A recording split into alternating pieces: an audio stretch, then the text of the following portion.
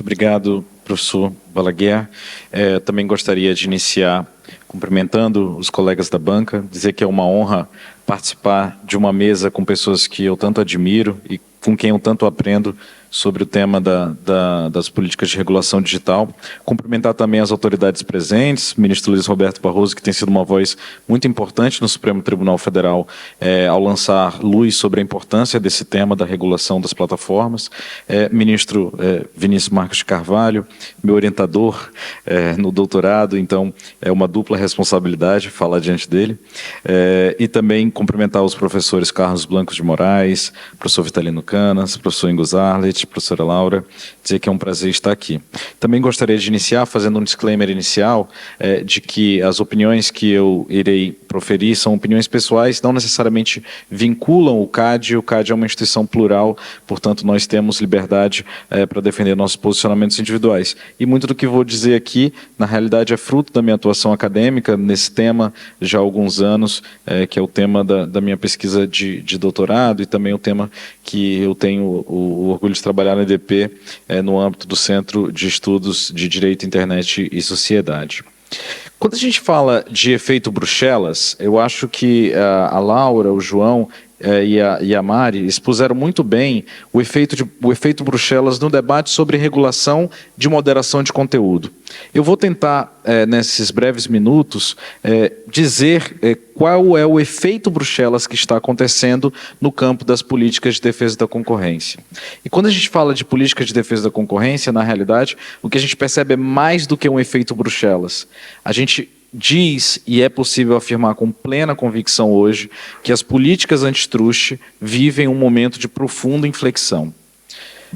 Boa parte do que a gente tem de leis antitruste no mundo é exportada de um padrão normativo, de um padrão axiológico norte-americano, que se construiu a partir da década de 70, em torno daquilo que a gente conhece como a Escola de Chicago. Existe uma obra muito importante no direito da concorrência norte-americano, escrita pelo Robert Bork, que foi um professor muito influente, e que ele estabelece como a principal finalidade do direito da concorrência o atingimento do consumer welfare, ou bem-estar do consumidor. E dentro dessa perspectiva da Escola de Chicago, essa é uma ideia muito restrita a preços baixos, níveis de oferta elevados. O que tem acontecido nos últimos anos, mundo afora, é que há um movimento de questionamento da suficiência dessa moldura de bem-estar do consumidor. E esse movimento é muito desencadeado pela atuação da Comissão Europeia, principalmente a partir de 2017, condenando e impondo multas bilionárias a grandes empresas de tecnologia por condutas anticompetitivas. Se puder passar o slide.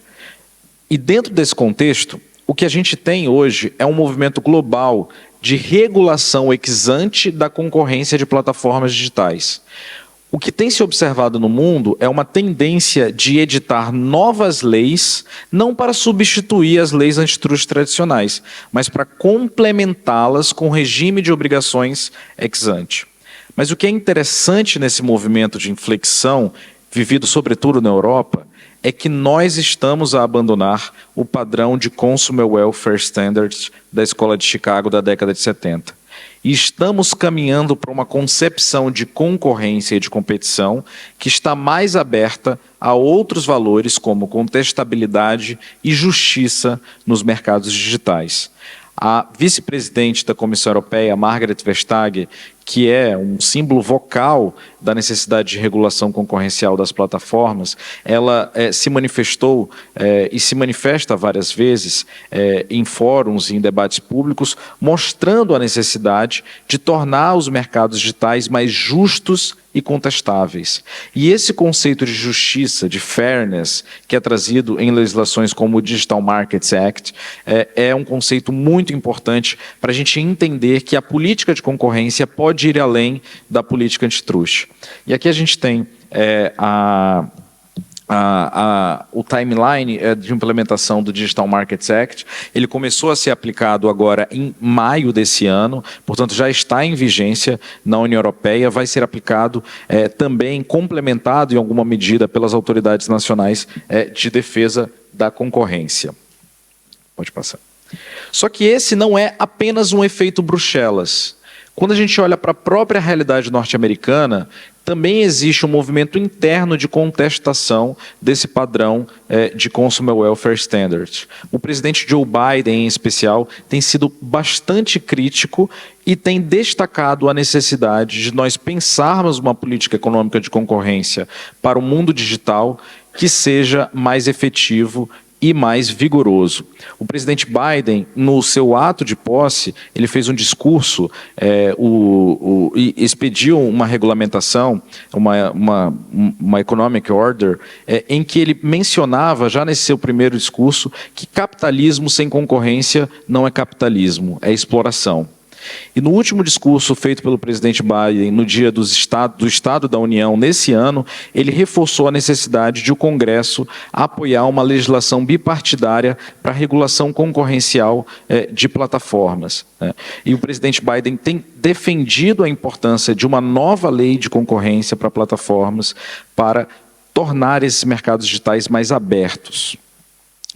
Na realidade, esse, como eu estava dizendo, não é apenas um movimento de Bruxelas. No mês passado, o Reino Unido apresentou também perante o Parlamento Britânico uma nova proposta de uma lei, que é uma lei de regulação de mercados e consumo digital. Se a gente olha para o panorama que está acontecendo no mundo, a gente vai poder ver, na realidade, que existe uma míriade de legislações que estão sendo discutidas e já estão sendo implementadas, em alguns casos, que tendem a reforçar, a complementar a legislação antitruste. Então a gente tem, por exemplo, na Alemanha, desde 2021, uma emenda, um novo capítulo da Lei de Defesa da Concorrência, que é justamente voltado a dar uma nova conformação para a regulação de plataformas digitais. O próprio Japão adotou uma lei no final de 2021, voltada para dar mais transparência para as plataformas digitais. Além disso, a proposta do Reino Unido, que eu mencionava, e a principal legislação que está sendo discutida nos Estados Unidos, o American Innovation and Online Choice Act, proposto pela senadora Amy Klobuchar, que é uma grande defensora da necessidade de regulação concorrencial de plataformas. No Brasil, esse debate ainda está muito incipiente. A gente tem uma proposta, que é o projeto de lei 2768, do deputado João Maia, que atribui também um novo regime de regulação ex ante às plataformas. Embora esse projeto ainda seja muito inicial, e a gente ainda precisa bastante discutir e dialogar o que tem acontecido com ele. E aí, só para a gente estabelecer aqui alguns pontos de partida e eu deixar um pouco da minha mensagem nesses breves minutos. Eu acredito que existe um consenso cada vez mais forte na comunidade do global de que a concorrência nos mercados digitais precisa de uma forte dose de adrenalina. E esse fato ocorre principalmente porque nós, Autoridade de Defesa da Concorrência, nos últimos anos, percebemos que esses mercados digitais possuem características econômicas muito diferentes. Eles são marcados por externalidades de rede, por modelos de concorrência schumpeteriana, concorrência winner takes all, que às vezes impede a formação de mercados menos concentrados no curto prazo. A gente tem uma dificuldade enorme de implementação de remédios antitruste em situações como autopreferência, os casos que estão sendo investigados, que foram julgados na União Europeia, por exemplo, do Google Shopping, Google Android, mostram um pouco essa dificuldade de implementação de remédios antitruste nesse sentido. E o que, de certo modo, a gente está vivendo é um momento de pensar a política de concorrência para além da simples moldura antitruste tradicional. Então, para além de simplesmente reprimir atos de abuso de posição dominante, para além de simplesmente controlar fusões e aquisições, as autoridades estão indo além e projetando uma política de concorrência que tem um caráter interdisciplinar. E eu acho que esse espaço, mais uma vez agradecendo pela oportunidade, ele é um espaço muito importante para mostrar que essa preocupação com a regulação concorrencial, ela envolve aspectos de consumo, de proteção de dados, envolve aspectos relacionados a outros campos que fogem à percepção hermética do direito da concorrência. O DMA, sem dúvida, ele é um importante ponto de partida, importante ponto de reflexão para essa discussão, mas a gente tem visto, principalmente no âmbito dos Estados europeus, legislações como a legislação alemã, que ora reforça mais o aspecto do controle ex post do antitrust, legislações como a do Reino Unido, que estabelece um modelo de corregulação que é muito mais sofisticado, e talvez o Digital Markets Act ficando dentro de uma moldura de regulação ex ante, mais baseada numa lógica de comando e controle.